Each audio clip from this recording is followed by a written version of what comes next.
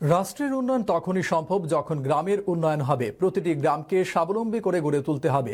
সোমবার পঞ্চায়েত উন্নয়ন পরিকল্পনা 2026-27 এবং ষোড়শ অর্থ কমিশনকে কেন্দ্র করে আয়োজিত এক দিবসীয় রাজ্যস্তরীয় কর্মশালায় একথা বলেন রাজ্যের পঞ্চায়েত দপ্তরের মন্ত্রী কিশোর বর্মন। কর্মশালায় অন্যদের মধ্যে উপস্থিত ছিলেন দপ্তরের সচিব অভিষেক সিংহ, রাজ্যের 7 জেলার জেলা সভাধিপতি এবং বিভিন্ন পঞ্চায়েত ও ব্লক স্তরের আধিকারিকরা। প্রদীপ প্রজ্বলন এবং ডক্টর শ্যামাপ্রসাদ মুখার্জির প্রতিকৃতিতে পুষ্পার্ঘ্য অর্পণের মাধ্যমে অনুষ্ঠানের সূচনা হয়।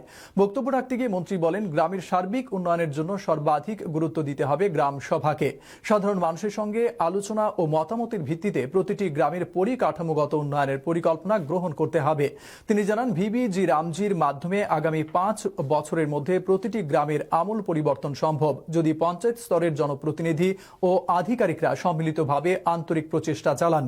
মন্ত্রী আরও জানান, পিপলস ডেভেলপমেন্ট প্ল্যান এবং ভিবিজি রামজিকে কেন্দ্র করে একটি বিশেষ আলোচনা চক্রেরও আয়োজন করা হবে, যেখানে পরিকল্পনার বিভিন্ন দিক নিয়ে বিস্তারিত আলোচনা করা হবে।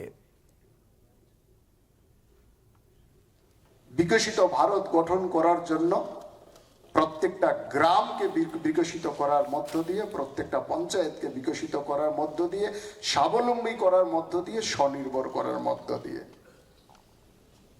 আর প্রত্যেকটা গ্রাম, প্রত্যেকটা পঞ্চায়েতকে স্বাবলম্বী করা, স্বনির্ভর করা, বিকশিত করার যে মূল টিম, আজকে কিন্তু আমরা এখানে এই হলের মধ্যে বসে আছি। কিভাবে বিকশিত হবে? পিপলস প্ল্যান ক্যাম্পেইনের সঠিক বাস্তবায়নের মধ্য দিয়ে। 16তম যে অর্থ কমিশন, সেই অর্থ কমিশনে আমাদের ত্রিপুরা রাজ্য 1176 কোটি টাকা আমাদের ত্রিপুরা রাজ্য অনুমোদন পাবে 16তম অর্থ কমিশনে, যার মধ্যে 941 কোটি টাকা বেসিক গ্র্যান্ট হিসাবে আমরা পাবো। এখানে কিন্তু একটা নতুন জিনিস যুক্ত করে দেওয়া হয়েছে, পারফরমেন্স গ্র্যান্ট।